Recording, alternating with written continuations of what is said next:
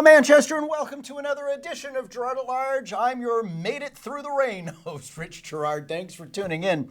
As you know, you can find us online at girardatlarge.com, and you can find us on Facebook and Twitter, also at Girard at Large, where we encourage you to like us and to follow us. Why? Because when we finally get the articles out the door, they are something that shakes the political landscape, and the article that we put up on the real spending of the Manchester School District over the past 10 years certainly did strike a chord. One of the more read articles we've put up for a while turned out to be a bit of a social media phenomenon, and if you weren't on Girard at Large on Facebook or Twitter, you missed it. We're going to actually go over some of that tonight, but first we have our pictures to show. Let's oh, yes, our Jim O'Connell parking update. Geez, he was awfully close to that ramp, that handicap access last week. You see, there's the back of his car. There's the slope of the ramp. He's not at the base of the ramp, but he's on the slope of the ramp, you see? Anyhow, maybe one day he'll discover the parking lot that is there for we producers and not fabricate parking spots and flirt with blocking the handicap access ramp. What else do we have for pictures, B? Yes. Okay, this is a good one. I'm going to leave this up for a second. So the Manchester Republican Committee is holding a bowl-a-thon fundraiser this Saturday, May 16th. If you pull out your phones, you can scan the code there and you can register. Sounds like it's going to be a lot of fun. There is an article about it at girardatlarge.com, and if you can't really see the details, which you probably can't and how it works, you can find it on our Facebook and Twitter pages, but you can also find it at girardatlarge.com. It's sort of a unique idea. You pay $30, you go bowl, with your friends in a slot. It's door prizes, pizza, all kinds of fun. Lakeside Lanes, a cherished Manchester institution, is where it will be happening this Saturday. And we have the homeless guy too. Oh yes, yep, we see this guy frequently taking my children to school. This is the corner of Orange and Elm Street. Lest you think that the homeless are gone from the downtown. Nope. I'll tell you though, they're getting pretty fancy with how they band together all of their carriages and carry all of their stuff around. And, I'm wondering, maybe the Manchester Police Department could do something like, I don't know, check out where the carriages came from, right? Because most of the places you shop, right, the carriages have got the name of the place on it. And, maybe, just maybe, they could find out whether or not those things were given or taken by the people who are wheeling them around the downtown on an ongoing basis. So, just when you think, well, you know what? Okay, so what should I do? The phone number, by the way, is 603-698. I can't read it. Somebody's scribbled all over it. What is it, B? What? 3233? 603-698-3233. So what I want to do is, there's a lot about the school budget, but there's also a lot about the city budget tonight. So I think what I'm going to do is I'll start with what I've learned in the last couple days. Supposedly, the Democrat aldermen who are working on the budget in conjunction with Mayor Jay Rouet, supposedly they're supposed to be releasing their numbers tomorrow. To whom, I don't know. I didn't get a chance to look at the Board of Mayor and Aldermen agenda, which should have been published today. B, maybe you can do that while we're on the air and see if there's anything on the board agenda about a proposed budget. But supposedly the Democrats are supposed to be releasing a budget tomorrow, supposedly so the public can get a look at it before a potential vote this Tuesday at the Board of Mayor and Aldermen. And that scuttlebutt has been circulating for a bit, and it would seem to be real in that at Monday's meeting of the Board of School Committee, Jim O'Connell, among others, was openly talking about how they've heard that the aldermen are going to come forward with a budget that has more money in it than the mayor's, and they're planning a vote on Tuesday night on the school budget.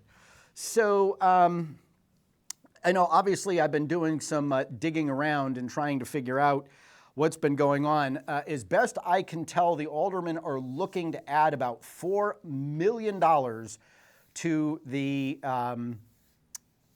school budget. So let me put that in perspective for you if that is accurate. Because right now the city has maxed out the tax cap with Jay Rouet's budget. So it's raising, we're going to keep the numbers round so we don't have all point this and point that, because 8.1 is close enough to 8 for us to say $8 million. Can we agree on that? So $8 million is what the city can raise this year under the tax cap. And if you missed last week's show about how you're going to get screwed by the aldermen, and they'll use on the tax cap, and they're going to use the revaluation to hide it, then go to girardatlarge.com and you can watch last week's show because we've uploaded it. We've got all the slides. We've got all the explanations. You definitely want to see that.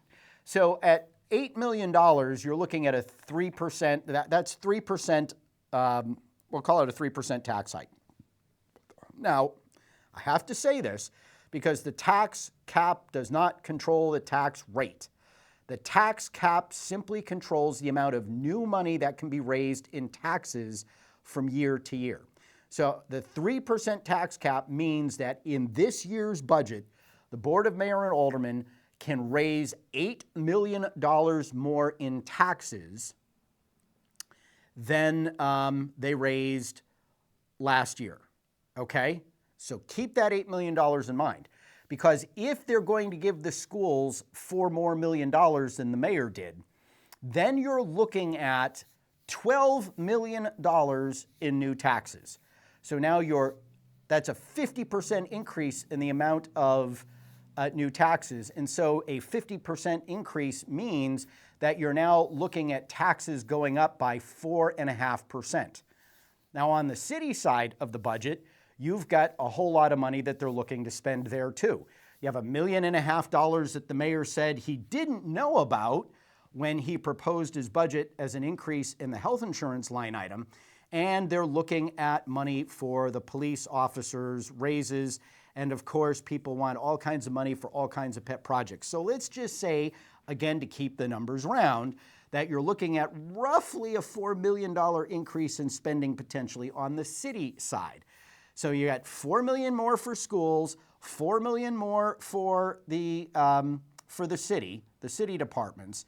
You're already at $8 million, so you're looking at $16 million more in taxes collected this year than last, which breaks the cap by double. So in other words, instead of raising the amount of taxes going up by 3%, now you're looking at 6%, okay?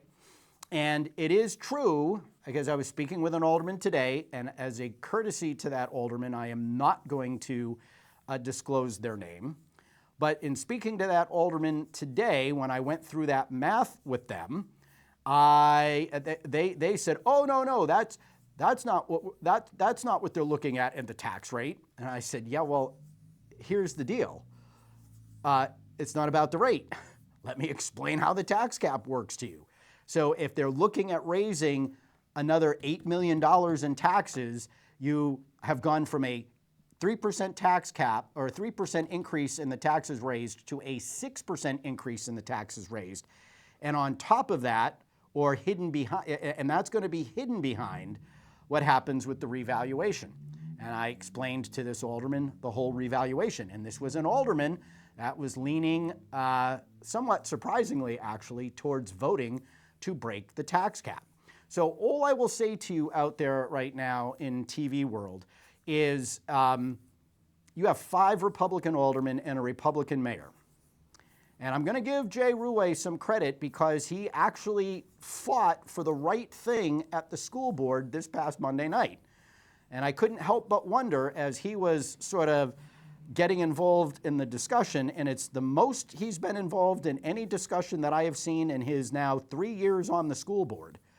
I can't help but wonder how things might have been different had he, instead of just passively letting things go the way they did, had he been vocal throughout his first term the way he was this last meeting. I can't help but think how things might have been different if the Jay Ruwe, who is now fighting for actual, some level of fiscal restraint, had in fact been fighting for fiscal restraint all along. And not for nothing, one of the aldermen that I spoke to, about the tax cap and the problems, and this alderman said that they were leaning towards doing this, voting to override the cap to give the schools another $4 million, was because he didn't think it was right that they penalized the children for the failures of the administration. And I said to the alderman, I said, how are you ever going to get them to change their behavior if you keep bailing them out? Because this is an alderman who, says the right things, but often votes because it's for the children. And I said to this person, I said, why would you do that? What has it gotten you in your time as an alderman? What has it gotten you except them continuing to do the stuff that you sit there and you wag your finger at them about, and then they just go and they do their dumb thing anyway? And if you don't believe that they just continually do dumb things at the school board, I recommend you watch Monday night's meeting, and which I guess we should get into that now, because Monday night's meeting was just, how do you take a group of people that said how many ever months ago it was that they weren't going to take the money that was set aside for the building project and put it towards other uses because it was going to be irresponsible, and they voted not to do it. They voted to kill those recommendations of the superintendent at the time. But on Monday night, the superintendent brought those recommendations back, and they voted to take $8.6 million out of their facilities line item that was supposed to be used to continue phase one. And they decided, well, they weren't going to use it for phase one.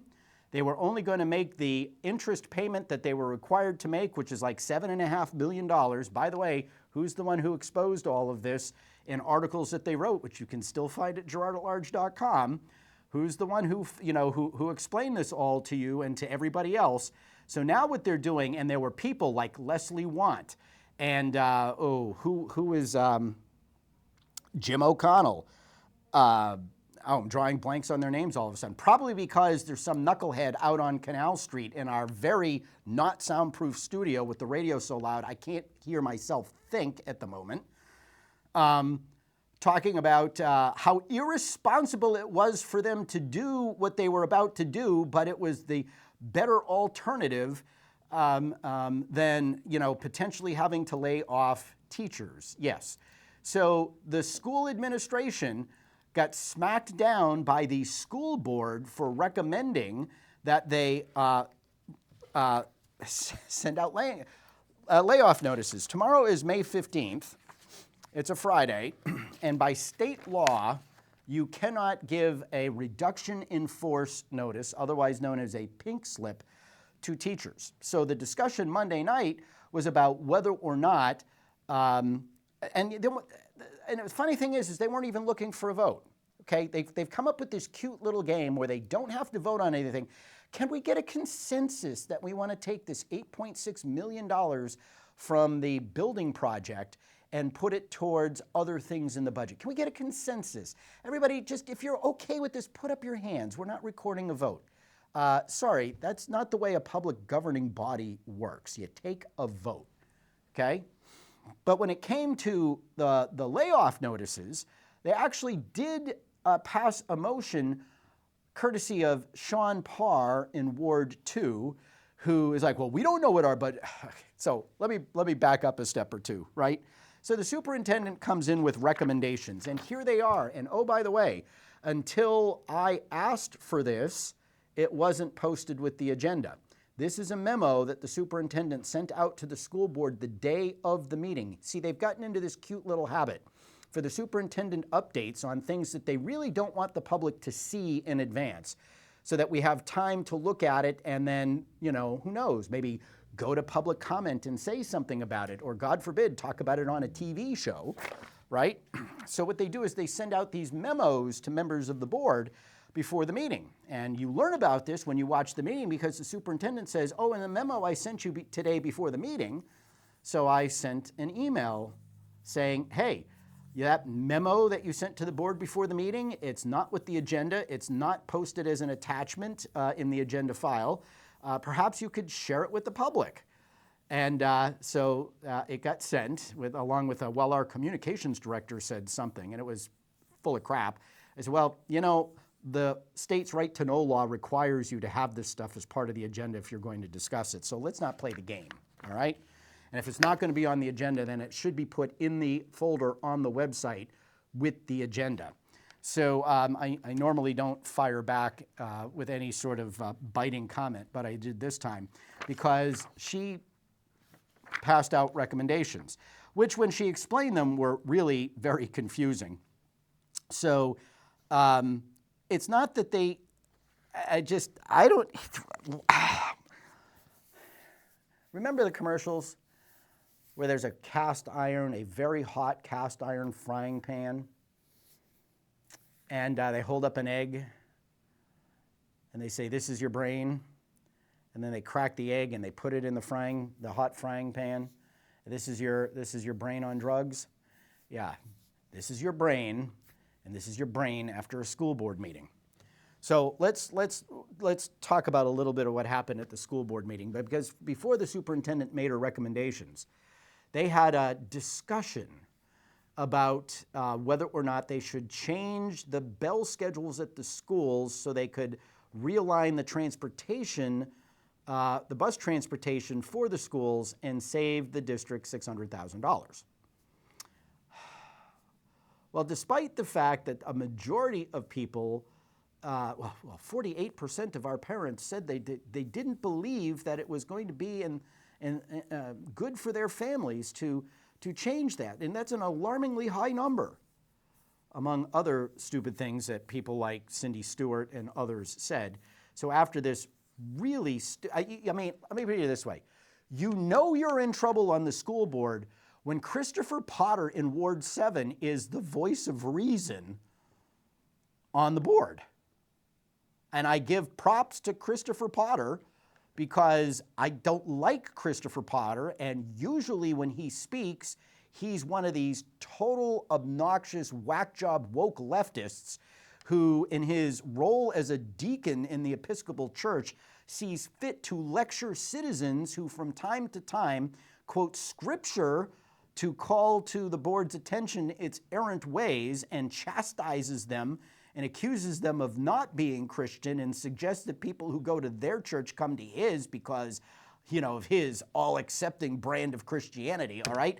Point is, I can't stand the guy, but he was making actual sense on Monday night. And at that point, I knew that the ground of the earth had started to shake and shift, because when Christopher Potter is the voice of reason, and Jay Ruwe is actually, you know, in there saying something and actually fighting against the stupidity of that school board rather than just kind of bobbleheading it and going along with the flow, then you know things have really gotten to a bad point. So the upshot is after they decide to table this, because of all of the angst that they have, I mean, they did all of these surveys and they got all of this feedback, and even though it was mostly positive, there was some negative, and all of the hand-wringing, and oh, by the way, it's $600,000. Well, we can deal with that later once we have a budget. And God love him, I know he's new on the board, but Stan Garrity, I mean, if there was a guy who, you know, he was like, what's the sport? You know, you jump. he was literally on all sides of everything. I don't know if he just wasn't tracking or, the last guy who made an argument was persuading him, but he was all over the map. Anyway, so they kill that. Because they got all the money in the world that they can afford to dither around and figure out whether or not they want to save $600,000. And you have people like Cindy Stewart who sit there and say, well, we know the research and the science says that this is good for our children, but I'm just not sure it's going to be good for our families. When was the last time Cindy Stewart, who opposes the Parental Bill of Rights in the state of New Hampshire, who opposes families being able to choose where their children go to school because they have things like education freedom accounts and now, open enrollment at any public school in the state of New Hampshire. She's worried about whether or not it's good for families to save $600,000 by realigning the bell schedule at the schools so that the middle and high schools go to school a little bit later in the morning and the elementary kids go to school pretty much at the same time they go now.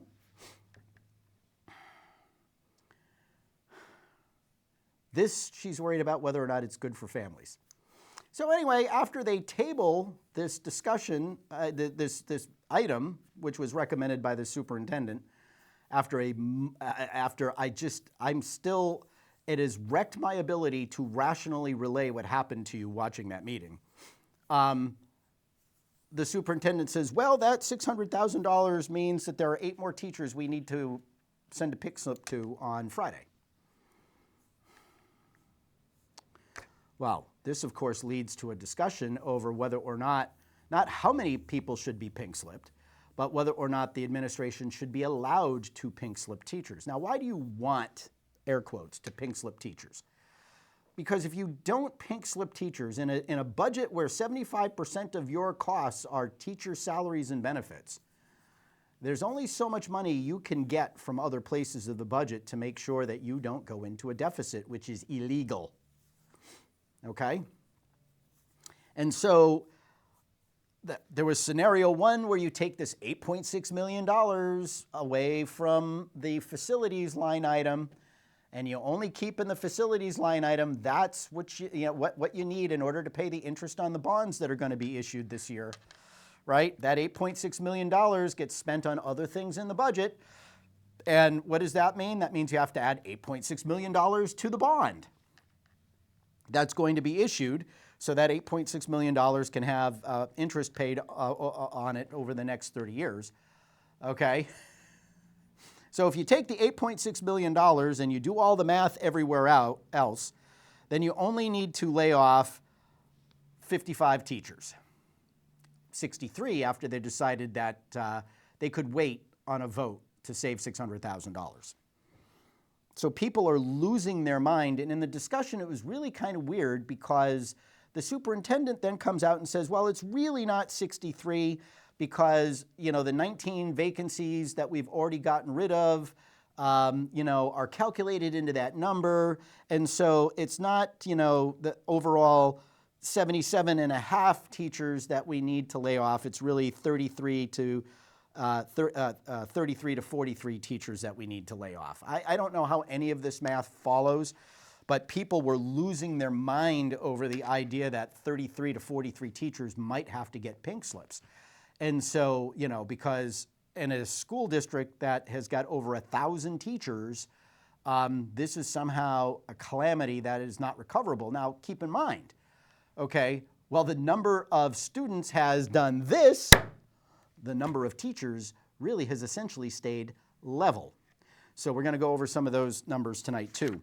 But so the school board ultimately, after a mind-numbing discussion that, honestly, it hurt my head to watch this, they decided to direct the superintendent. See, if I were the superintendent, I would take their motion, which was to avoid layoffs. I would take that to mean, well, I'll do everything I can to avoid as many as possible, but I'm still going to have to send out some. and this was Sean Parr's motion, he married the using the $8.6 million from the facilities line item to avoiding layoffs, and in the discussion said, well, it's my intent, I don't want layoffs. But his motion didn't say no layoffs. His motion just simply said to avoid layoffs. It didn't say to prevent layoffs. It didn't say to prohibit layoffs. It didn't say to not have layoffs. It said to avoid layoffs. Well, avoid layoffs. But anyway, I'm sure the superintendent will take it as a directive not to have any layoffs, which means, here's the deal. They now have to come up with over $4.2 million because the 33 to 43 teachers that might have gotten pink slipped and could be recalled after they get their budget if there is an increase in their funding, okay, $4.2 million.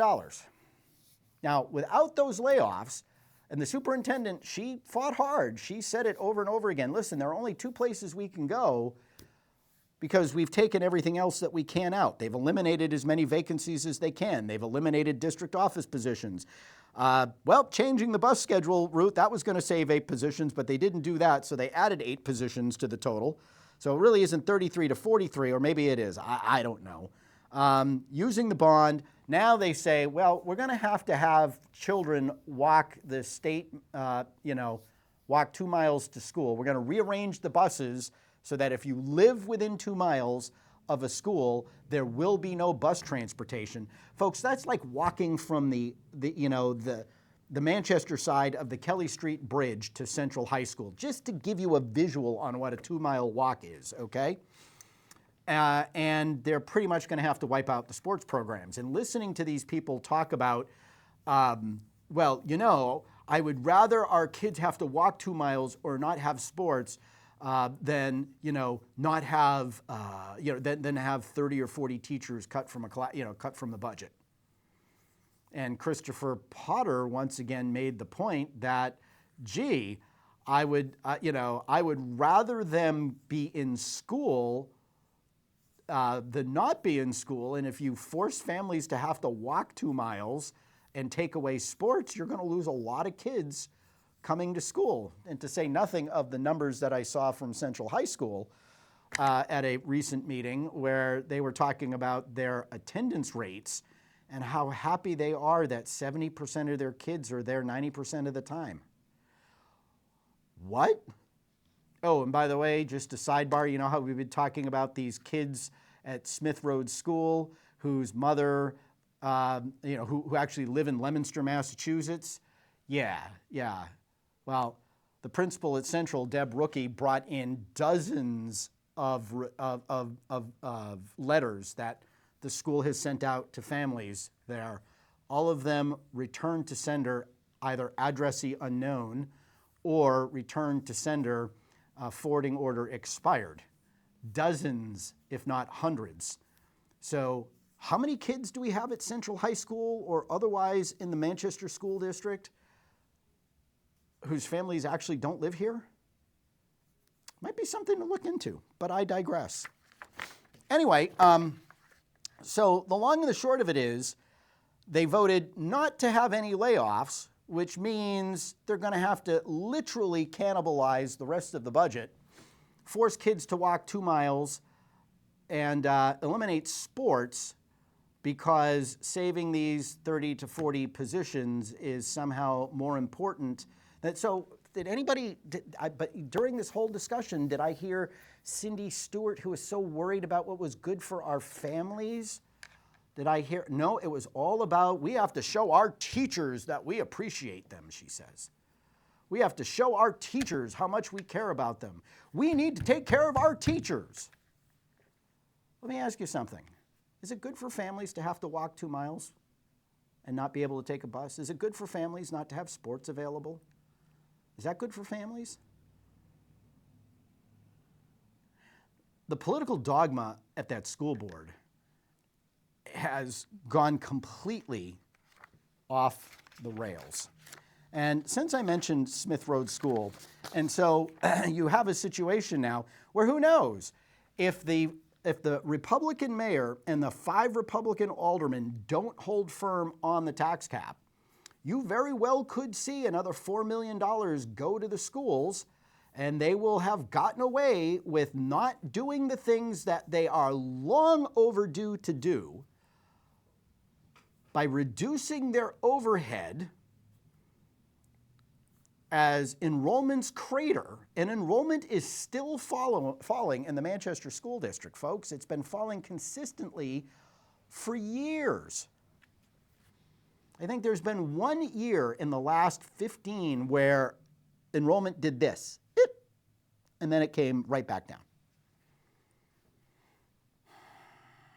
And yet, what have we done to adjust and accommodate? We claim that we have overcrowded schools despite the fact that there has been an 18% decrease in the student population over the last 10 years. How does that happen? We've talked about it. It's how they utilize space. I do want to take a moment, though. I want to show you this video. There was a woman who came to the school board about the principal selection process at Smith Road School. Jennifer Briggs, the principal over there, is retiring.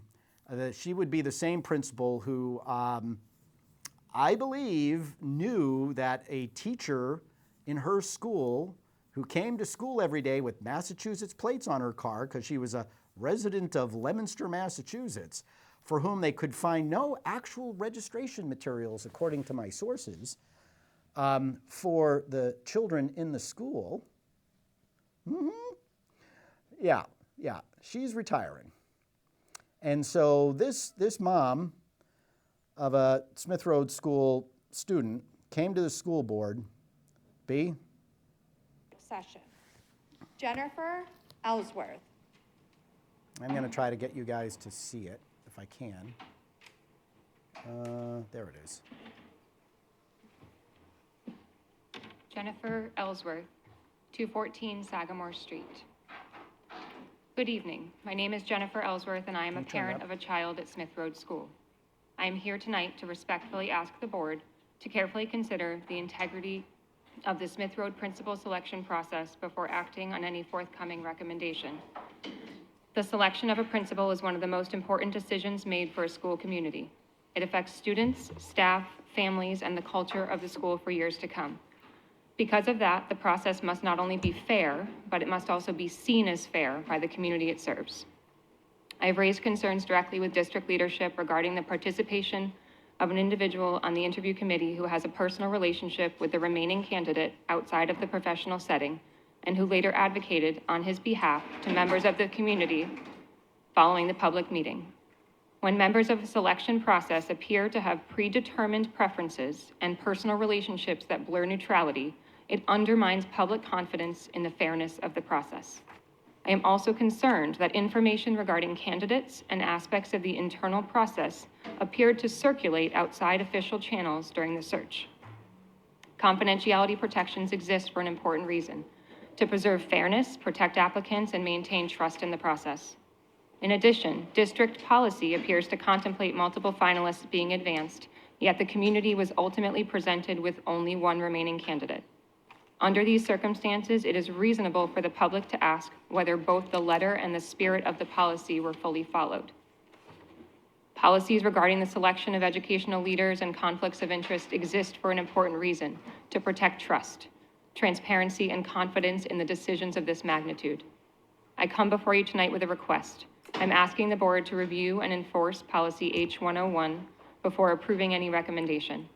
I ask this board to satisfy itself that district policy was followed, that the process was impartial and appropriately confidential, and that the community can have confidence in the fairness of that outcome. If after review, the board has concerns regarding compliance with policy or confidence in the process, I respectfully ask that you consider exercising your authority under policy H101 to reopen the search. As a parent and community member, I want to know that the principal of Smith Road School was selected on merit because they were the strongest and most qualified candidate, not simply because they were the only remaining candidate and not through a process that has left many in the community questioning its fairness, transparency, and integrity. 30 This is seconds. not about personalities nor opposition for opposition's sake. It's about ensuring that policy and process are honored in good faith. It's about ensuring that such an important leadership decision is made with integrity and with the trust of the families and the staff it affects. Thank you for your time and consideration. So let me tell you what I know about the school selection process, the principal selection process at Smith Road School. So not only was there somebody, as this lady mentioned, a teacher named Shauna Weber, who was in the tank for one of the candidates, but the candidate that they were in the tank for is a fellow named Sean St. Ange. Now that name might sound familiar to some of you in the South End because he was for about 5 years the principal of Memorial High School. He came from Merrimack, I believe, and left Memorial High School to go back to Merrimack. And now a year or two later, I was looking at his LinkedIn page, he is looking to come back to Manchester and go from being a principal at the largest school in the city, Memorial, to an elementary school on Smith Road. So not only was there somebody, and Shauna Weber, apparently she did not, in the paperwork that she filed, she did not disclose that she had a relationship with St. Ange. Apparently their daughters are in dance class together, and one of her kids works at Sean's kid, and Sean's son, or kid, I don't know if it's a son or a daughter, works at Goldenrod for Shauna's husband. Folks, you can't have that in your hiring process, but also one of the candidates I have learned that was interviewed was the assistant principal, Charlene Kurz, I believe her name is, Charlene Kurz.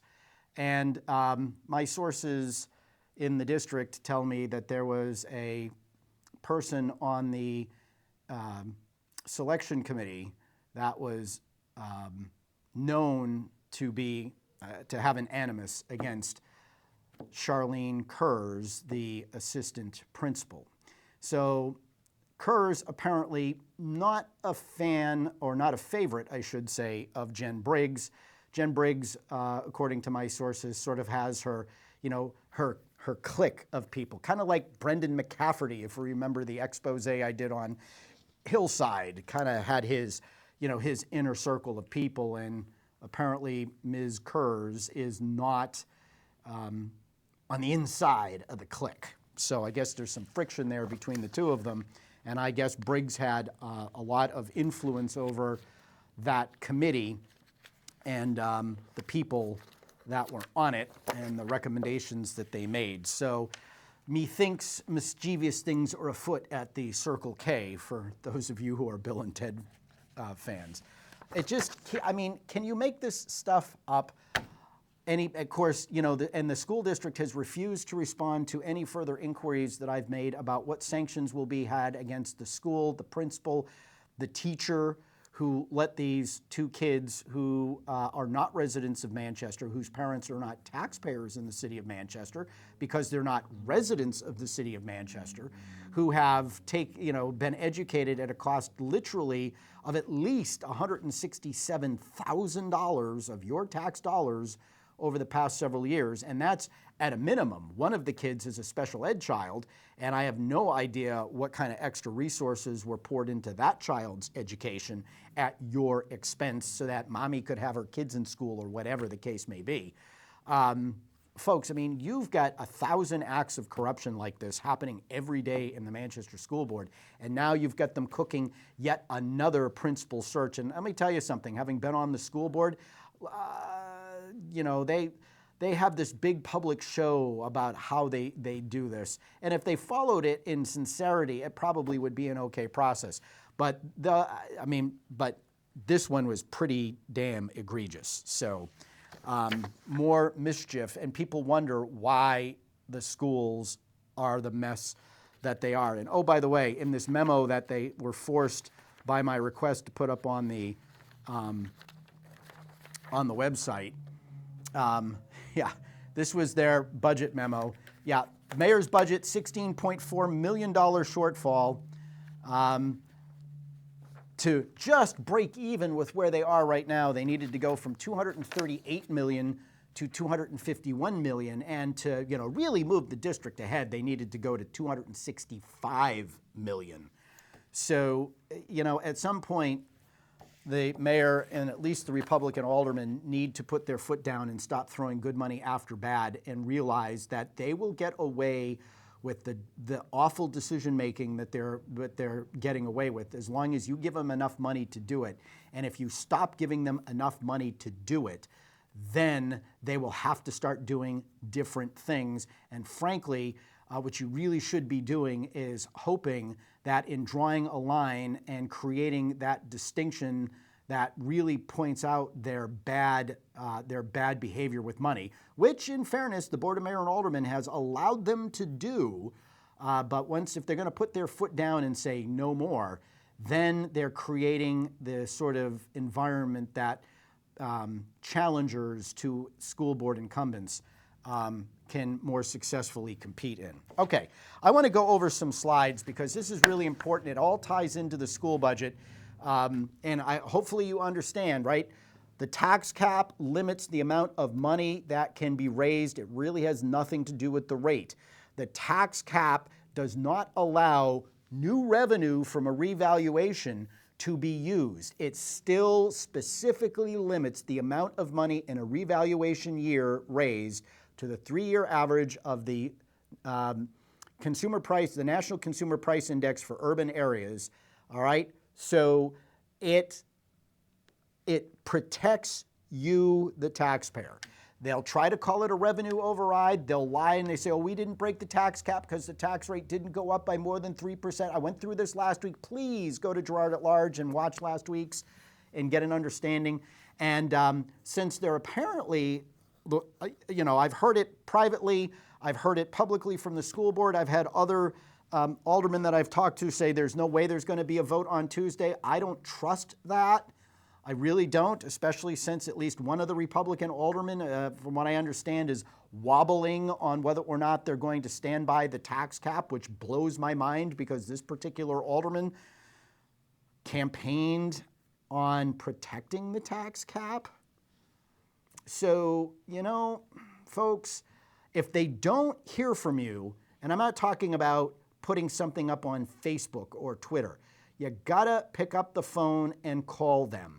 You gotta show up on their front door. You gotta come to City Hall before the meetings, and you gotta say enough is enough. If you don't get your asses out of your chairs, then you deserve the tax hike.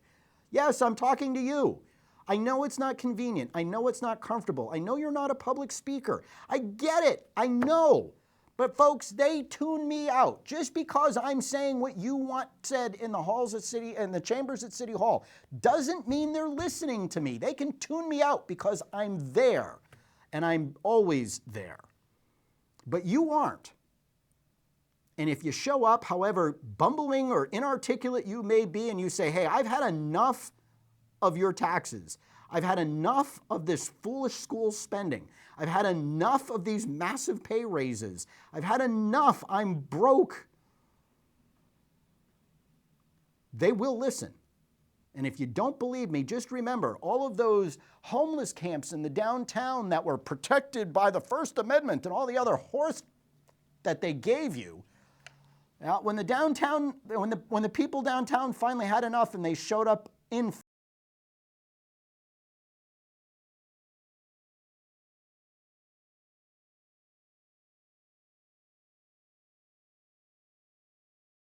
Let me give you another reason to show up. We're going to start with those slides I sent you.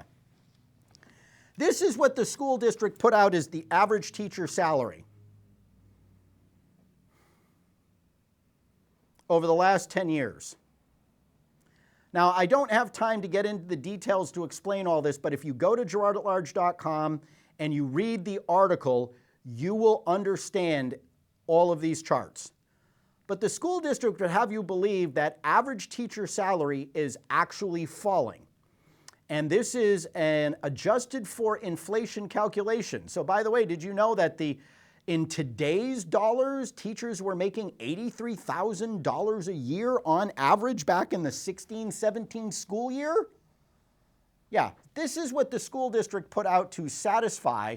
Oh, and Camille, the superintendent, oh, we had to spend $1,200 in order to produce the posters and pay for the ad that the law required, as if it was some kind. The same school district that won't collect almost $500,000 in delinquent hot lunch fees is complaining about having to spend $1,200 to comply with the law that says you have to tell people how much you've been spending. Put it back up. So I don't know how they engineered these numbers. I explain my theories at girardatlarge.com, so go watch the effort. But what they're showing you is that average teacher salaries factored for inflation have come down. You got to read the explanation, but note well where it fell the most, and it was during the Biden years. Okay, so let me show you the next slide. Okay, this is really what happened. The blue line is the average teacher salary in real dollars, the amount spent that year. So you see in in the 15-16 school year, it's $59,000. It jumps to $62 in the 16-17. It falls in the 18-19 to $60. And by the 24-25 year, it's up to $71,240. These are all numbers directly off the state's website. Now, the dotted line, the orange dotted line, that's the inflation adjusted number. Now, the way I adjusted it for inflation, which is the correct way, by the way, is to take what they were getting paid in 2015, in the 2015-16 school year, as of the beginning of the fiscal year, July 1, and plug it into the inflation calculator. And what that shows is, factored for inflation, they were making $59,384 in inflation-adjusted numbers. Okay? So the dotted line is the 15-16 salary factored for inflation, and then it moves with inflation year after year. Okay? But the blue line are the actual dollars spent, which shows you that teacher salaries have been going up and up and up. And what they really should do, if they want to tell you, is they should show what the teacher's contract at various points, the entry level, the mid-level, which would be about step 7, and the upper level, how those salary bands move from year to year. Next slide. The green line is the average teacher. The green line is the number of teachers in the district at any given year. So you can see that the number of teachers has, from 15 to 26, or from 15 to 25, it's at 1,000, but it's been all over the place in between. The yellow line, this is a better inflation line than the last one, frankly. The blue line is the same blue line you saw before, but the orange line is now showing you factored for inflation in a different way, how teacher salaries, average teacher salaries have been impacted by inflation. The next graph. So the next graph, this is the school district telling you what the inflation-adjusted amount of money spent on administrator salaries were for this 15-16 school year through the 24-25 school year, which is interesting because the state has the numbers for the 25-26 school year, which is the year that we're in. And once you see how this goes, you will understand why the district didn't tell you what the real numbers were. So you can see adjusted for inflation. And again, I don't know. I explain my theories in the article at girardatlarge.com. I don't know how they factored this for inflation, but you can see that it's going from, what does that be, 664,000 on the left. Up to some number, and then it comes down. Next slide. Here's what really happened. Again, the blue line is the actual dollars spent in each year, and you can see in the 25-26 school year, which I chart, it's $808,000, up from $376,000 in the 15-16 school year. The orange line is factored for inflation. So for inflation, it goes from 376 to 593. Next slide. The green line added to this slide is the number of administrators that have been on the payroll. Now, administrators, by the way, is just simply the superintendent plus anybody at the assistant superintendent level, which includes assistant superintendents, the finance director, and the district's attorney. So you can see that they've gone from from 3 up to 4, down to 2, up to 5 over the course of the 10-year period of time. Next slide. So this is the district slide, yet again, another slide factored for inflation. And I sent an email asking the district specifically what numbers they used from the state and specifically how they adjusted for inflation, because they just said, oh, they used inflation as of November 2025. Well, November's got 30 days, and believe it or not, the day that you choose matters. But why are they using November 2025, which is in the 25-26 school year, the current school year, when they are not including any data from the current school year in their comparisons, which I believe the law requires them to do, because the law requires them to show information on the 10 previous school years to the budget they're proposing? Well, this is a previous school year, and even though there isn't so-called official data for most of this stuff on the state's website, it's data that the school district has. So in other words, this is showing that in inflation-adjusted numbers from the 15-16 school year to the 24-25 school year, going from $15,554 to $18,514. Now let's take a look at it a different way. The blue line is and what I did to come up with per pupil spending is I simply used the amount of money appropriated each year by the Board of Mayor and Aldermen, the full spend, not the crazy formula that the school district likes to use from the state that exempts literally tens of millions of dollars in expenses to give you the average. But if you just simply, not the $25 million a year we get from the federal government, not any of the outside grants that total millions of dollars, not any of the COVID dollars, which I could have put in here, and I didn't, just simply what's appropriated by the Board of Mayor and Aldermen, okay, we go from $11,460 in the 2015-16 school year to $20,303 in the 25-26 school year. You have a near doubling of the per pupil spending in the city of Manchester over a 10-year period of time, which means on average per pupil spending is going up 7% a year. The yellow line is factored for inflation, and you can see with the exception of the year where Joe Biden's inflation really crushed us, that little thing, it has continued to rise, and so per pupil spending is running at least even with inflation, which is saying a lot given what Joe Biden did to us. Next one. Now this shows it just a little bit differently, because what I decided to do here was add in student enrollment over that 10-year period of time. And so as you can see, well, the total spending, right, the blue line is total funding, the red line is per pupil cost, and the orange line is enrollment. So this is showing that 2,600 plus student decline in enrollment, falling from 14,500 to 11,700.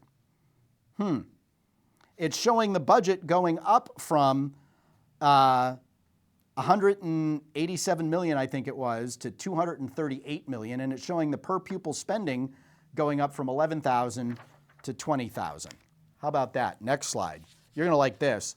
So I factored in inflation. This is the same graph that I showed you, but the red line, the red dotted line, is total spending factored for inflation. Total per pupil spending factored for inflation, and the blue line is total funding from the Board of Mayor and Aldermen, blue dotted line, factored for inflation. So you're seeing the actual dollars spent in each year and you're seeing in the dotted lines how they've kept pace with inflation, and you're seeing the decrease in enrollment in that same graph. Now, final slide, okay? One of the things you keep hearing is how underpaid Manchester's teachers are. The solid blue line is Manchester's teachers. And the average teacher salary in Manchester is higher than the average teacher salary in Derry, Merrimack, Goffstown, Hooksett, and Auburn. And it is above the state average by more than a couple $1,000s. And you can see it's really not that far off Londonderry and Bedford, which are both around 73 grand. So you hear how we need to keep paying more and more money because we're not competitive. Although if you hear the school board, they both say we have competitive teacher salaries, but we don't spend, but we don't have competitive teacher salaries. I don't know, they can't make up their mind, but the numbers really don't lie. And Manchester's teachers are keeping pace. And here's the fact of the matter. In the areas where they fell behind, those were areas where, frankly, some of them were areas where I was the negotiations chairman, and they kept declaring impasse. They wouldn't accept the contracts. And the odd thing is if they accepted the contract that we had on the table, which was a 5-year deal, if they had accepted that contract, they would have gotten to $40,000 base pay for teachers and a bunch of other stuff that they wanted a lot faster than they ultimately did. So this is the tale of the tape, folks. And, you know, the truth of the matter is while there might be some sympathy out there for not wanting to harm the children, the question is, look at how much spending has gone up over the last 10 years. Has it helped the children? Maybe it's about time we start asking some really tough questions and holding them accountable for the decisions they've made and the results they've gotten, which means you stop paying for poor performance. You stop paying for irresponsible spending. You start saying, no, figure it out. And when they bellyache and they can't figure it out, you create an environment where the elected school board can be successfully challenged by people who are going to bring common sense and a willingness to say no to stupid things like $300 million building projects to put additions onto schools, which aren't additions according to the superintendent, they're just modernizations that have excess seats and declining enrollment, and spending $80 million on a school where you could have spent $12 to $15 million in renovations on the schools that were closed instead. It's time to say no, the taxpayers have had enough. I am your ever humble host, Rich Girard. Thanks for tuning in. Until next week, be good, be well, don't do anything we wouldn't do. We're proud to have the audience. Thanks so much for being there. And show up Tuesday night at the Board of Mayor and Aldermen. Good night.